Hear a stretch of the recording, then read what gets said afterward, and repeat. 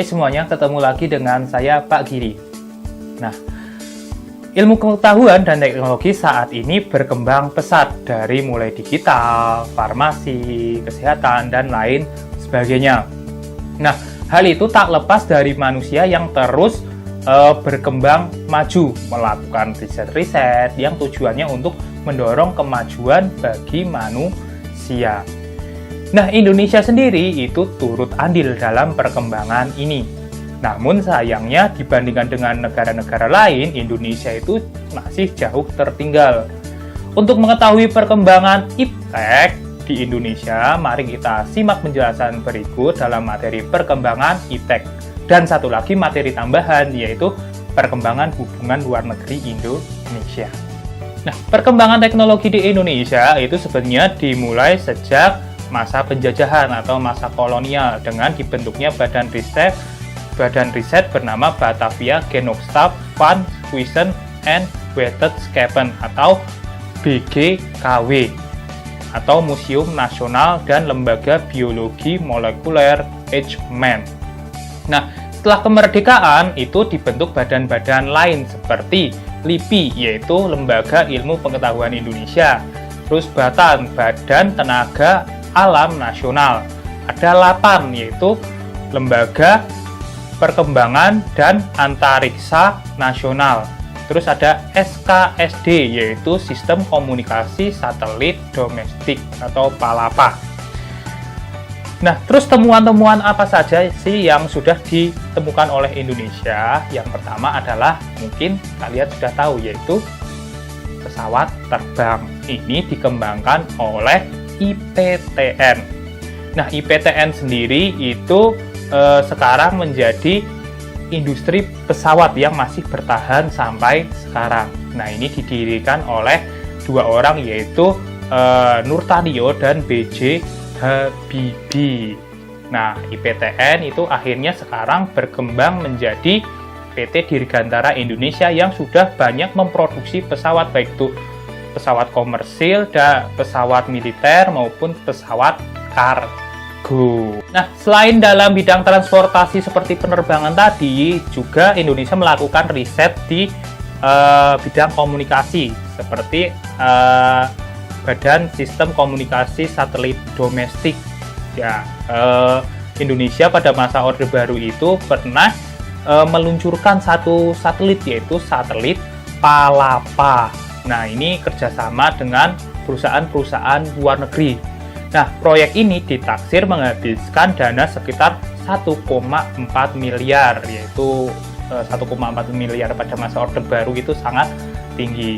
Dan sekarang satelit PALAPA pun masih terus berkembang lagi ya. Kalau nggak salah sekarang satelit PALAPA-nya itu PALAPA C. Nah, dalam bidang infrastruktur dan arsitektur pembangunan ini juga dilakukan riset-riset. Contoh di sini dalam bidang arsitektur kayak gitu, beberapa ilmuwan Indonesia itu menemukan satu teknik bernama teknik Sosrobahu dan teknik cakar ayam yang banyak ditiru negara-negara lain dalam bidang pembangunan, terutama pembangunan tiang-tiang dan juga saka-saka dan juga pondasi dalam bangunan-bangunan.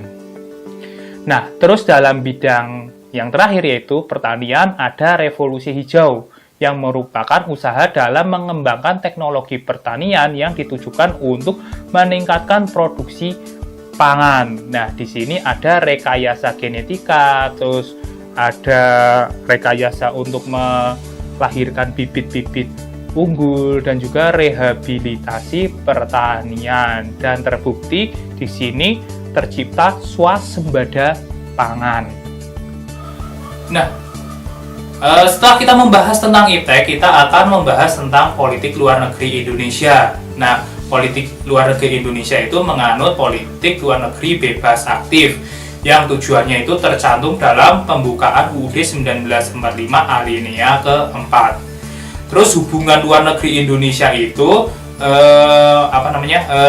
diwujudkan dengan Indonesia bergabung dengan berbagai organisasi-organisasi internasional seperti yang pertama ada Konferensi Asia Afrika. yaitu tujuannya untuk melawan kolonialisme dan neokolonialisme blok barat dan blok timur, dan juga untuk mengembangkan negara-negara berkembang di Asia dan Afrika.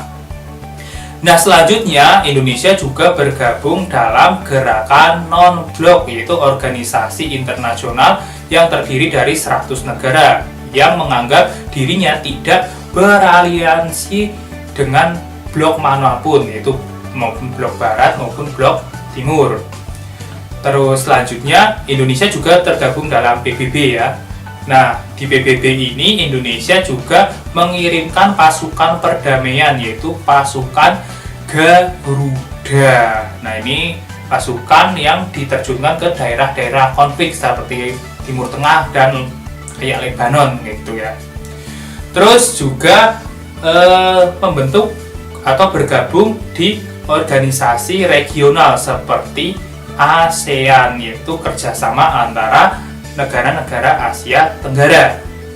Dan yang terakhir, Indonesia tergabung dalam OKI, yaitu Organisasi Konferensi Islam, yaitu organisasi-organisasi negara-negara Islam. Ini dibentuk karena reaksi terhadap pembakaran Masjid Al-Aqsa.